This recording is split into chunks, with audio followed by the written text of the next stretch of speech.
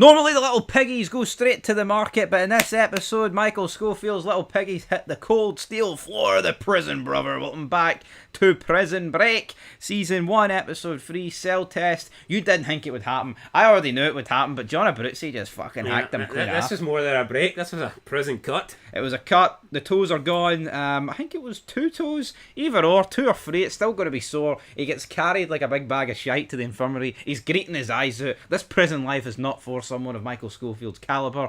And he gets asked, we're done it. But he's never going to give up, Abruzzi. But it's a shite one, because losing toes is it's a shite job, isn't it? Did you think Abruzzi had to go through with it, though? Can't be a big tough mob guy if you're not going to fucking pull the trigger here. I just didn't think our main character in episode 3 was going to lose 2 toes, because I'd say toes are pretty vital.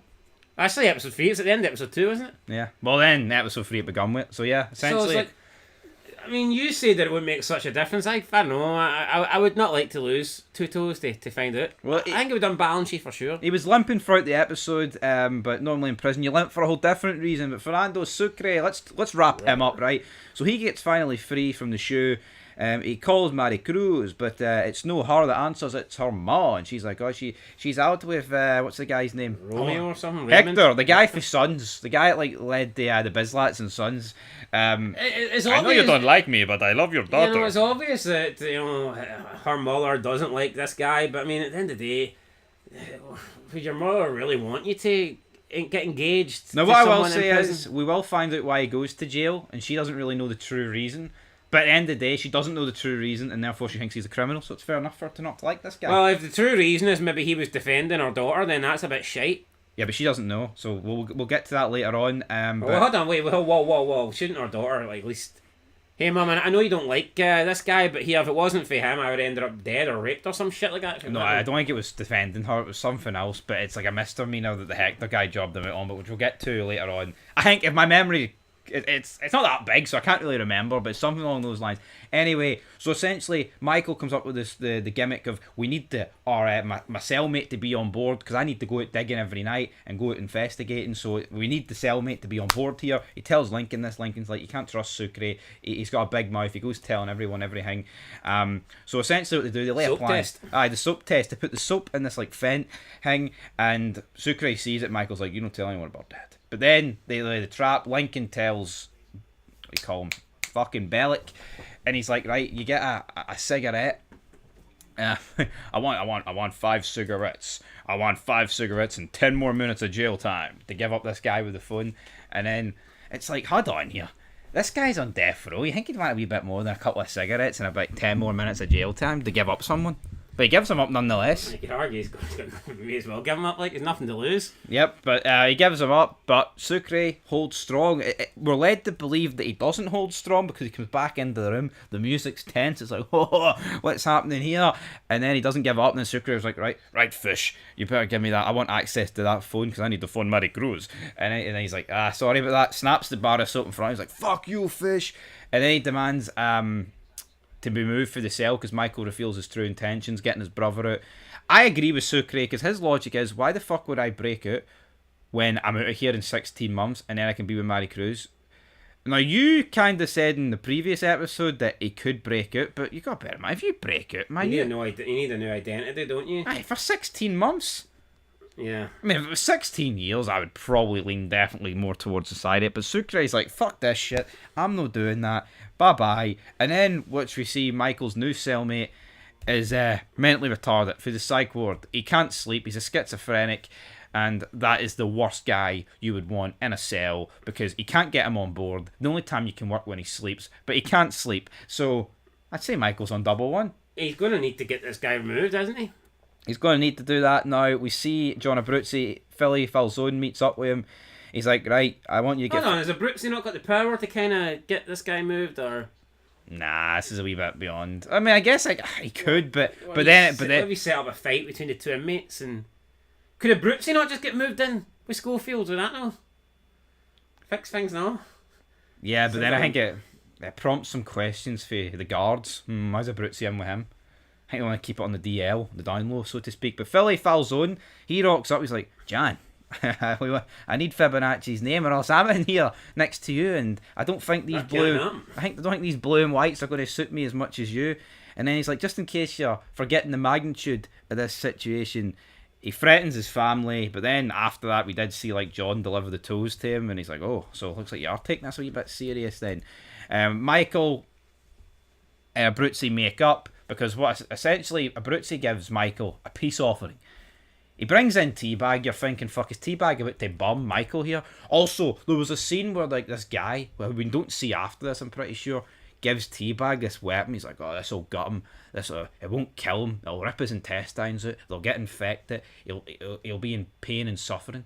And Teabag's like, you're a sick little puppet. And it's like, this guy won't ever be seen again. He was on screen for about 23 seconds, and he did more for me than most B-listers in other TV shows. Yeah, no, I like this guy. I thought this guy was going to stick around or something, but that's him gone. An absolute sick fuck, by the way. Absolute sick fuck. But Abruzzi beats the fuck out of Teabag. Basically, gets Michael back on board.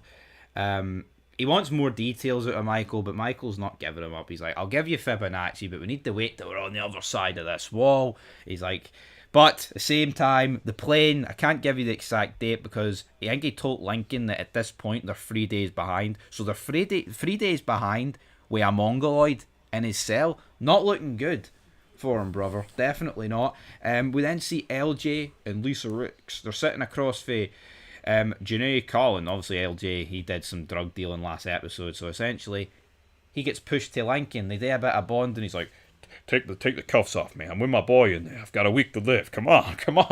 What do you make, LJ? Don't rate him. Not for me. I don't know, just not a big fan. Not been a big fan of LJ. I've never been a big fan of Lincoln either. I think he's alright. Not my favourite character. I think Michael's carrying the side here, so to speak. But Veronica Donovan, she meets with Letitia Barris, and then she just disappears. It's like, holy fuck, what's going on? Then she rocks up to Sebastian. Sebastian's like, if you care more about your ex's capital case than our marriage, then I don't want a marriage. And she's like, I need time. It's like, fuck your time. So they basically call it quits. Pointless character in Sebastian, but I guess it shows you the extreme lengths that she's willing to go to here. Then Halen Kellerman's sedan creeps into a secluded clearing. At this point, you're wondering, haha, what's going on here? Letitia's in the boot. Did you ever think Letitia was getting out of this?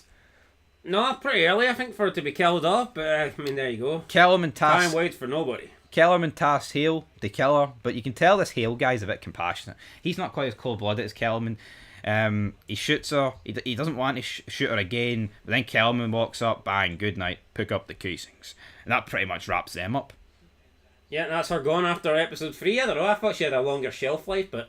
I tell you what, man, Prison Break at this point is moving at a fucking pace that is probably yet to be seen. It's interesting watching a show killing off characters that actually seem to remotely matter. Whereas when you're watching The Walking Dead, it's just a... It's a little bit pitch. I mean, you've got characters in The Walking Dead that last 144 episodes, and it's like, you actually have less impact in this Letitia woman. And then, like I said, the episode ends with Haywire being introduced to Michael. Bellic's like ripping the piss with that, you're not going to sleep much in that, Michael. So yeah, we'll have to wait and see what happens with Michael in that regard.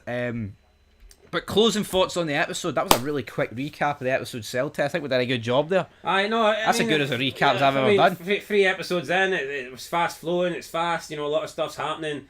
There's no slow builds or anything like that. It's good, but you would think this was a 6-episode season based on how quick they're going. It's definitely not. I mean, fair play, the fact that the episodes are so quickly paced, considering that the seasons are extremely long, but I'm enjoying it. I thought this one was, was pretty good. I'll get a 7 out of 10. I'll get a 7 out of 10. I'll get a 7 out of 10 as well. Prison Break, I think it's been 3 7s so far. So 21 out of 30, very consistent, holding the line. I thought I gave the premiere an 8, but I could be wrong. No, maybe you did actually. So fucking what? 8? Aye, so maybe it's 22 out of 30. But we're massive difference. Aye, massive. We're going along quite nicely. A decent wee pace here, and the best is by far yet to come. Leave your thoughts down below. Till next time, peace.